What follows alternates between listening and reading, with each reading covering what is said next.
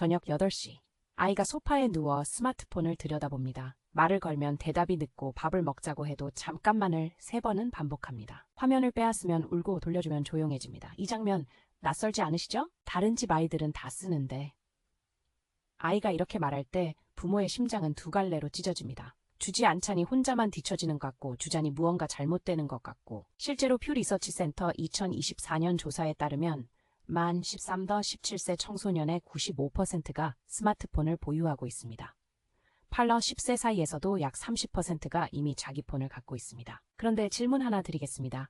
정말 중요한 건 언제 주느냐일까요? 아니면 어떤 상태에서 주느냐일까요? 이해하기 쉽게 비유를 하나 들어보겠습니다. 우리 몸의 면역 체계를 떠올려 보십시오. 바이러스에 노출됐을 때 2가지 시나리오가 있습니다. 하나는 아무런 준비 없이 바이러스와 맞닥뜨리는 것. 다른 하나는 백신이라는 안전한 훈련을 거친 뒤에 만나는 것입니다. 스마트폰도 마찬가지입니다. 디지털 세계라는 바이러스는 피할 수 없습니다. 하지만 아이의 뇌가 아직 면역 체계를 갖추지 못한 상태에서 무방비로 노출되느냐, 아니면 단계적 훈련을 거친 뒤에 접하느냐, 이 차이가 결과를 완전히 바꿔놓습니다. 그렇다면 아이의 뇌에서 면역 체계 역할을 하는 곳은 어디일까요? 바로 전두엽입니다. 전두엽은 충동을 억제하고 계획을 세우고 감정을 조절하는 역할을 합니다.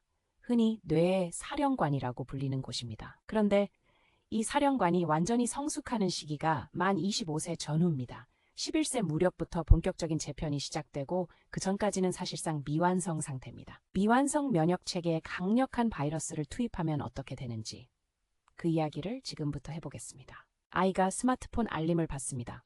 화면을 누릅니다. 친구가 보낸 재미있는 영상이 뜹니다. 웃음이 나옵니다. 이 순간 뇌 안에서는 도파민이라는 물질이 분비됩니다. 쾌감과 보상을 담당하는 신경 전달 물질입니다. 문제는 여기서 시작됩니다.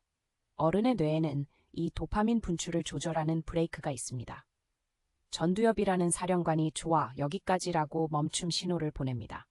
그런데 아이의 뇌에서는 이 브레이크가 아직 장착되지 않았습니다. 로렌스 스타인버그 교수의 표현을 빌리면 강력한 엔진은 이미 가동됐는데 제동 장치가 아직 설치되지 않은 상태입니다. 스마트폰은 이 엔진을 끊임없이 가속시킵니다. 알림 하나, 좋아요 하나, 짧은 영상 하나, 모두 예측 불가능한 보상입니다.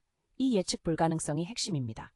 언제 올지 모르는 보상이 뇌의 보상 회로를 가장 강력하게 자극합니다. 어른의 뇌도 이걸 이기기 어려운데 브레이크 없는 아이의 뇌는 속수무책입니다. 그런데 여기서 많은 부모가 이렇게 생각합니다. 그래도 우리 아이는 괜찮지 않을까? 필라델피아 아동병원 연구팀이 궁금했던 게 있었습니다. 스마트폰을 갖고 있다는 사실만으로도 아이 건강에 차이가 날까? 연구팀은 미국 전역의 청소년 1만 명 이상을 추적한 대규모 두뇌 인지 발달 연구 데이터를 분석했습니다. 결과가 의외였습니다. 만 12세 이전에 스마트폰을 소유한 아이들은 그렇지 않은 아이들에 비해 우울증, 수면 부족, 비만 위험이 유의미하게 높았습니다. 더 놀라운 건 이겁니다. 스마트폰을 받은 나이가 어릴수록 비만과 수면 문제 위험이 더 가파르게 올라갔습니다. 연구를 이끈 란 바르질라이 박사는 이렇게 말했습니다. 아이가 폰으로 무엇을 했는지조차 보지 않았다고, 단지 소유 여부만으로 이 차이가 나타났다고. 잠깐, 지금 우리 아이 스마트폰이 어디에 있는지 한번 확인해 보십시오. 거실에 있습니까? 아이 방에 있습니까? 아니면 지금 아이 손에 있습니까? 그 위치가 이미 하나의 신호입니다. 댓글로 알려주세요. 그런데 문제는 스마트폰 자체가 아닙니다.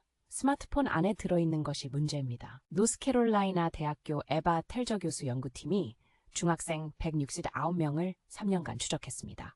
매년 뇌 영상 촬영을 하면서 아이들이 하루에 몇 번 소셜미디어를 확인하는지 기록했습니다. 하루에 15번 이상 소셜미디어를 확인하는 아이들의 뇌에서 뚜렷한 변화가 관찰됐습니다.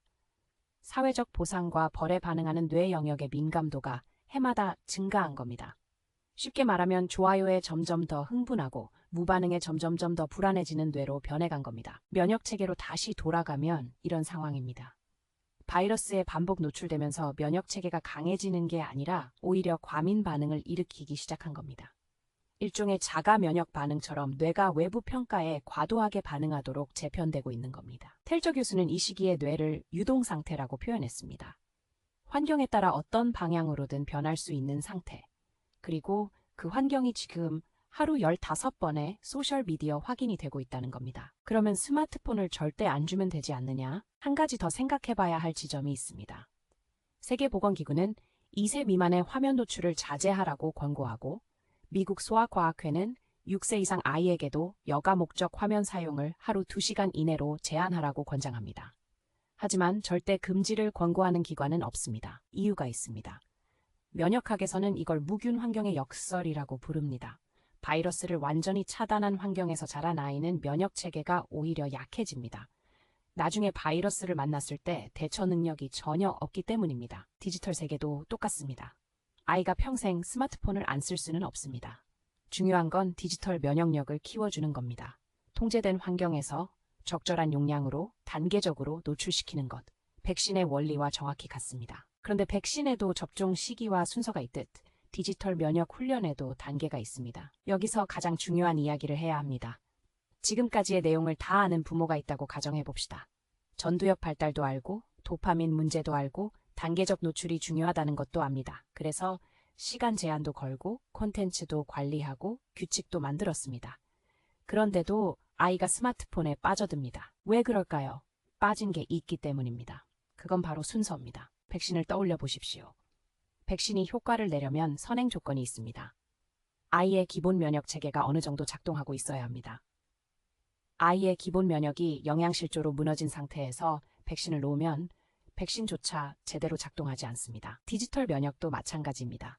스마트폰 관리 규칙이라는 백신이 작동하려면 그 전에 아이 안에 기본 자기조절력이라는 기초 면역이 먼저 만들어져 있어야 합니다. 지루함을 견디는 힘, 기다리는 힘, 거절당해도 무너지지 않는 힘.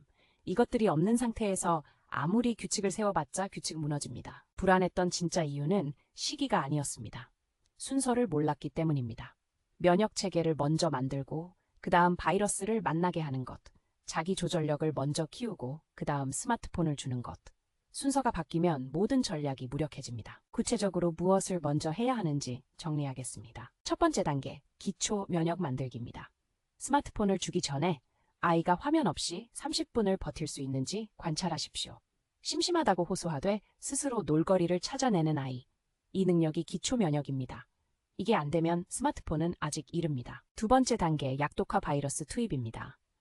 처음부터 개인 스마트폰을 주지 마십시오. 가족 공용 태블릿으로 시작합니다. 사용 시간과 콘텐츠를 부모가 함께 정합니다. 이때 중요한 건 규칙을 부모가 일방적으로 정하는 것이 아니라 아이와 함께 협상하는 것입니다. 이 협상 과정 자체가 전두엽 훈련입니다. 세 번째 단계, 항체 형성 확인입니다. 사용 시간이 끝났을 때 아이의 반응을 관찰합니다. 타이머가 울렸을 때 1-2분 안에 스스로 내려놓을 수 있는가? 처음엔 못합니다. 하지만 반복되면서 이 간격이 줄어든다면 항체가 형성되고 있는 겁니다. 네 번째 단계, 실전 노출입니다. 개인 기기를 주되 처음에는 기능을 제한합니다. 전화와 문자만 가능한 상태에서 시작해 아이의 자기관리 능력이 확인될 때마다 기능을 하나씩 열어줍니다. 이것이 단계적 면역 확보입니다. 다시 처음 장면으로 돌아가겠습니다. 저녁 8시, 아이가 소파에 누워 스마트폰을 보고 있는 그 장면. 그 장면에서 불안을 느꼈다면 당신은 이미 좋은 부모입니다. 무관심한 부모는 불안을 느끼지 않습니다. 스마트폰은 바이러스가 아닙니다. 하지만 면역 없이 만나면 바이러스처럼 작동합니다. 당신은 아이의 첫 번째 백신입니다. 아이 안에 면역 체계를 만들어주는 사람. 오늘 스마트폰을 뺏는 대신 이렇게 물어보십시오. 타이머 끝나면 같이 뭐 할까? 이 한마디가 면역 체계의 첫 번째 항체가 됩니다.